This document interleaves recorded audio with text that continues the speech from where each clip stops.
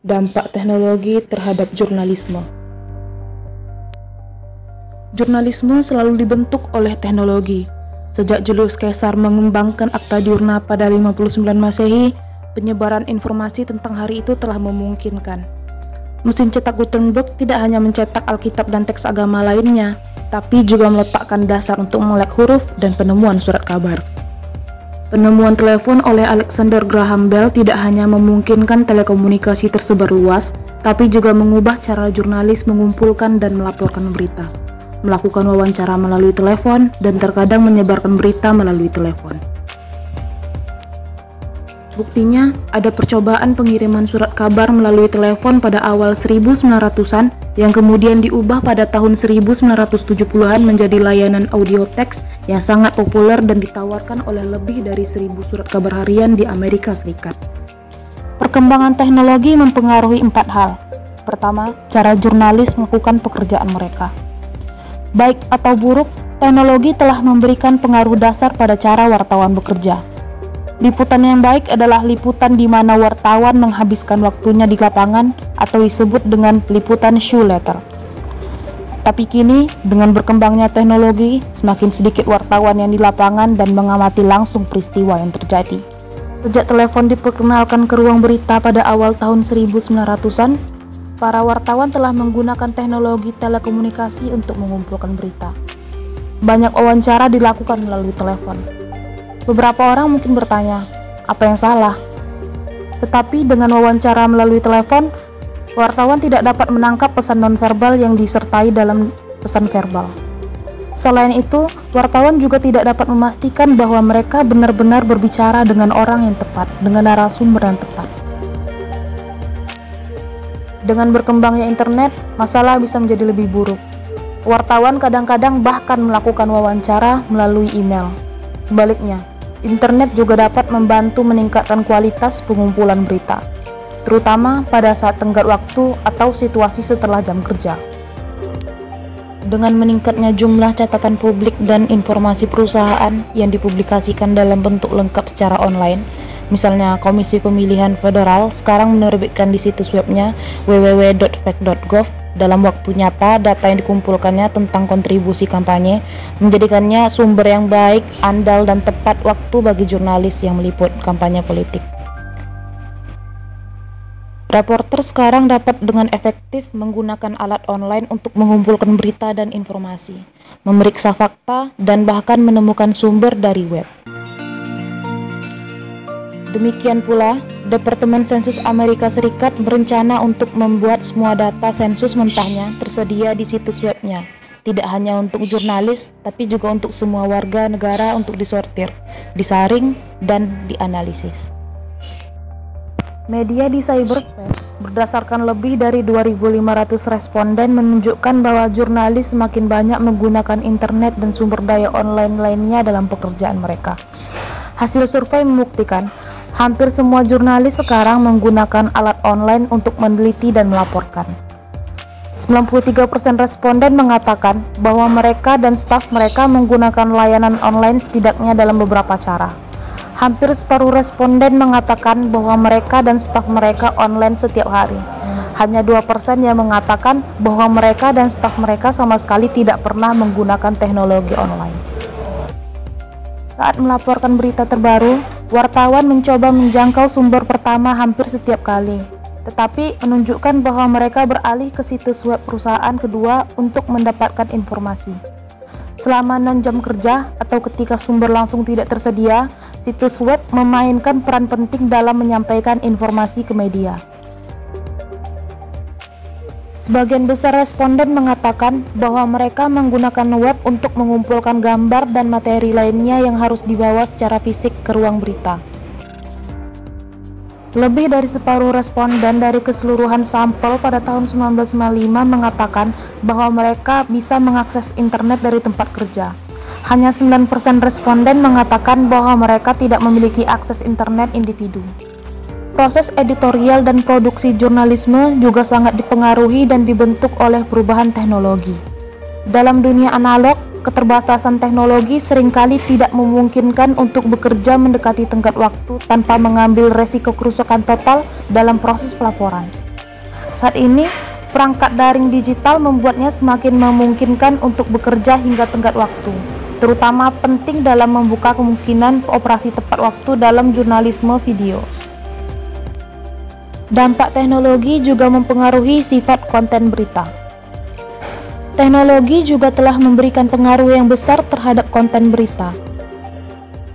Pada kenyataannya, menulis dan berbahasa bergantung dengan teknologi. Oleh karena itu, wartawan selalu bergantung padanya untuk pelaporan jurnalisme.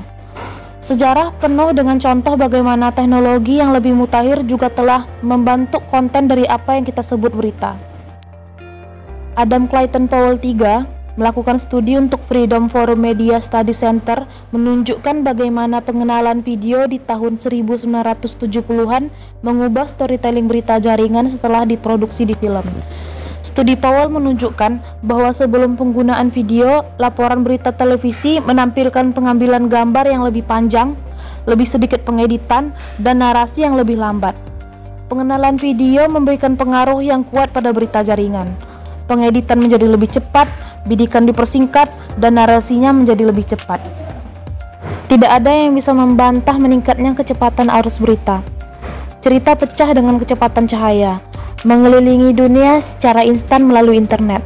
Laporan di situs berita keuangan online seperti www.thestreet.com dapat mempengaruhi kinerja pasar dalam hitungan detik. Teknologi digital juga mengubah sifat pelaporan dan penyajian berita secara online. Gaya penulisan berita piramida terbalik yang dulunya menjadi dasar dalam penulisan berita, kini menjadi usang dalam dunia berita online. Hal ini digantikan oleh laporan berita multimedia yang immersif dan interaktif yang dapat memberikan pembaca atau pemirsa perasaan kehadiran di acara berita yang belum pernah ada sebelumnya. Teknologi juga memberikan pengaruh yang kuat pada struktur ruang redaksi dan industri berita. Pada satu tingkat, pengaruh ini langsung terlihat. Munculnya internet dan World Wide Web sebagai media komunikasi massa telah memungkinkan penerbitan sekitar 5.000 situs berita yang dikelola oleh organisasi berita klasik, termasuk surat kabar, majalah berita, dan penyedia berita siaran atau kabel. Situs-situs ini menyediakan akses global ke berita dari seluruh penjuru dunia. Tiba-tiba, koran-koran, televisi, radio, dan penyedia berita lainnya saling berkompetisi. Untuk pertama kalinya, siapapun di seluruh dunia dapat membaca The New York Times, kapan saja dan tanpa biaya. Yang diperlukan hanyalah komputer dengan koneksi internet. Sebuah studi oleh Profesor Universitas Columbia, Eli Noam dan Robert Freeman menunjukkan bahwa sementara keragaman berita dan media lain tumbuh di tingkat nasional dan internasional, berita lokal malah menyusut. Menyusutnya hal tersebut tidak semua disebabkan oleh teknologi. Sebagian besar karena faktor ekonomi, tetapi teknologi pasti berperan dengan membuat efisiensi skala dan distribusi menjadi tidak tertahankan. Benar juga bahwa perubahan ekonomi dan teknologi berita online membentuk kembali pemisahan tradisional fungsi editorial dan bisnis di ruang redaksi di seluruh Amerika Serikat. Garis antara iklan dan editorial menjadi kabur, karena iklan spanduk ditampilkan di banyak halaman depan surat kabar online. Sebuah praktik yang tidak disukai di sebagian besar surat kabar cetak. Banyak situs menampilkan tautan dari bagian resensi buku mereka langsung ke penjual buku online. Sebuah fitur yang menarik bagi banyak konsumen online, tetapi fitur yang terkadang menimbulkan masalah etika yang meresahkan tentang kemungkinan pengaruh iklan pada konten editorial. Yang juga muncul dalam jurnalisme saat ini adalah apa yang disebut ruang berita gabungan. The Tribune Company, CNN, dan Bloomberg mungkin adalah contoh terbaik dari organisasi berita yang telah menciptakan operasi pengumpulan berita gabungan. Di sini, liputan ditugaskan kepada wartawan yang mengumpulkan berita, dan kemudian informasi yang dikumpulkan dikemas untuk didistribusikan melalui sejumlah media, seperti televisi, radio, surat kabar, dan internet. Pengaruh keempat yaitu sifat hubungan antara organisasi berita dan publiknya. Mungkin yang paling penting, perubahan teknologi pada dasarnya membentuk kembali hubungan antara organisasi berita, wartawan, khalayak, termasuk audiens, pesaing, sumber berita, sponsor, dan mereka yang berupaya mengatur atau mengontrol pers. Setidaknya selama 500 tahun sejak Gutenberg menemukan mesin cetak di Mainz, Jerman, hubungan dasar antara penerbit dan publiknya telah ditentukan oleh model komunikasi siaran. Model yang menekankan suatu aliran komunikasi dengan sedikit umpan balik antara sumber dan penerima, dan audiens yang relatif anonim dan heterogen. Maksud dari komunikasi ini adalah kombinasi dari persuasi dan formasi. Sebagian besar surat kabar Amerika Serikat dan organisasi penyiaran berita misalnya, menyediakan sebagian besar liputan berita mereka dengan maksud untuk menginformasikan kepada publik tentang berbagai peristiwa dan masalah yang penting bagi komunitas mereka dan masyarakat pada umumnya.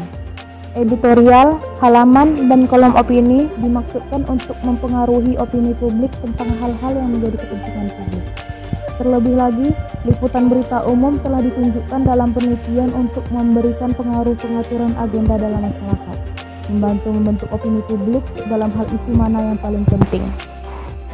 Ilmuwan politik Bernard C. Cohen pernah berkata, pers mungkin tidak banyak berhasil dalam memberitahu kita apa yang harus dipikirkan, tetapi sangat berhasil dalam memberitahu pembacanya apa untuk dipikirkan. Inilah dasar dari apa yang kemudian dikenal sebagai fungsi pengaturan agenda pers atau media. Dewasa ini, sebagian besar warga menyadari bahwa sumber informasi memiliki kepentingan dalam memiringkan informasi yang mereka berikan untuk merefleksikan secara positif organisasi mereka atau masalah yang mereka dukung. Oleh karena itu, sebagian besar warga menyadari bahwa ada peran penting yang harus dimainkan jurnalis dalam memberikan pelaporan yang tidak memihak tentang organisasi atau acara yang mereka pengaruhi.